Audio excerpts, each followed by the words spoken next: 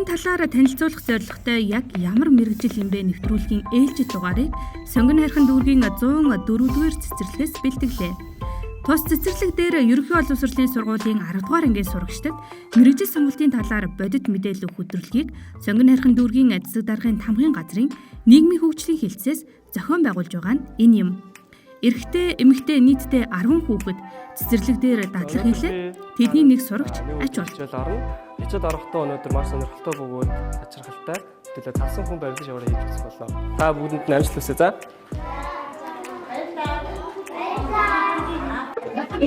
Тэмнөө намайг ач бол гэдэг хүн барь ач бол 10 бай ангиас хэлсэн. Өнөөдөр мэргэжил бүхэн сайхан хөтөлбөрт оролцоод 104 цэцэрлэгт дадлагын багшаар нэг өдөр ажиллаж байна. Төдөө ажлаад байгаа сайхан байна.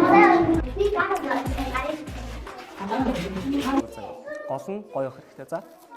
Цэцэрлэгийн багш гэхээр л энэ амар олон хүүхдтэй ингээл чи дугуй чи ингэдэг гэж гэдэг болов гэсэн чинь нөө би амар буруу болсон байлаа.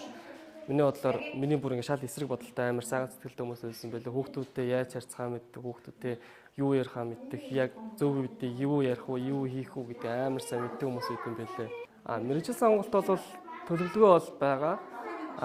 Тэгтээ цэцэрлэгийн багш ч юусоо би бол бодсонгүй ингээ харсан цэцэрлэгийн багш нэрээ гоё юм шиг цэцэрлэгийн багш нарт анхны эрэгтэй багш болмоор юм шиг. Одоо бол дажгүй сайн юм нэг хаяа нэг жоохон бодлооч ирж байна. Өнөөдөр дадлага хийж байгаа багшийн хамтаар хүүхдүүд ангидаа цаасан хүн хийж сурлаа.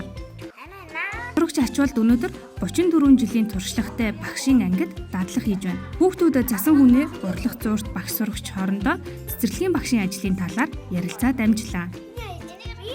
Ямар санагдаж байна чамд өнөөдөр ийм дадлага тийм. Яг өөрөө яг энэ цэцэрлэгийн өөрөө төгссөн болохоор яг өөрөө яг ийм байдалтай байсан гэж бодохоор. Өөрийгөө ингээд яг бага насны төрийг харж байгаа бол таатай байна. Тэгээд яг тийм. Та нар байсан гэж шүү дээ. Та нар юм хөөх байсан багш цэцэрлэг бас байсан гэж шүү дээ тийм ээ. За. Тэгээд та одоо энэ олон зүйлийг хүүхдтэй ажиллах танд нэг ямар хөө санагдаж байна? Багш хүмүүс өглөө ангидаа орж ирэл инээгээл хөхрөөл өдрийн одоо бүхэл цаг маань дандаа инээд дунд тийм ээ. Дандаа тийм баяртай жаргалтай тийм нөхцөлд өнгөрдөг учраас багш нь энэ мэргэжилтэй хайртай ч учраас одоо энэ олон жил энэ мэргэжлэрээ ажиллаад одоо багш нь ингээд нэг жилийн дараа тэтгэлтэй суухад ингээд явж байна да. Одоо би 10 дугаар анги. Ерөөсөө ажил хийж үзээгүй. Ерөөсөө ямар туршлага байхгүй. Тэгсэн мөртлөө яг энэ анхныхаа ажил дээр цэцэрлэг тэгээд хүүхдүүдтэй ажил надад амар гоё. Сургуулийн өмнөх боловсролын салбарт эрэгтэй багш нар маш цөөн ажилладаг. Жишээ нь сонгон хайрхан дүүргийн 104-р цэцэрлэгт нийтдээ 45 ажилтнтайгаас 38 нь эмэгтэй багш ажилтан. Харин үйлснэ нь эрэгтэй. Тиймээс өнөөдрийн өдрөлгөөр эрэгтэй эмэгтэй хүүхдүүдийг тэнцүү тоогоор сонгон оролцуулж цэцэрлэгийн багшийн мэргэжлийн талаар танилцуулсан юм. Сонгон хайрхан дүүргийн нийгмийн хөгжлийн хэлтсээс явуулж байгаа юм ажил юм билээ. Тэгээд манай анги дээр эрэгтэй хүүхд хуваарлагдчихсан. За өнөөдрийн хувьд бол би өөрийнхөө мэргэжлийг танилцуулаад хүүхдэд ерөнхий ойлголт өгөөд өөрийнхөө орчин дээр ажилдаг байран дээр ажлынхаа байран дээр хүүхдэд бас цэцэрлэгийн багшийн ажлын талаар товч өгөө тодорхой одоо ойлголт өгөхийг зорж байгаа.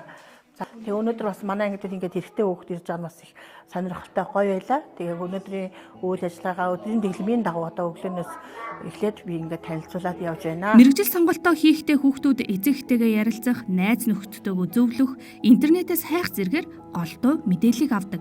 Тэгвэл бүр нэг өдрийн дадлага хийж тухайн мэргэжлийнхээ талаар илүү бодиттой, амьдралд нийцсэн мэдээлэлтэй болсон нь үнэхээр онцлог, хэрэгтэй санагдсан талаар оролцогч сурагчид хэлж байлаа.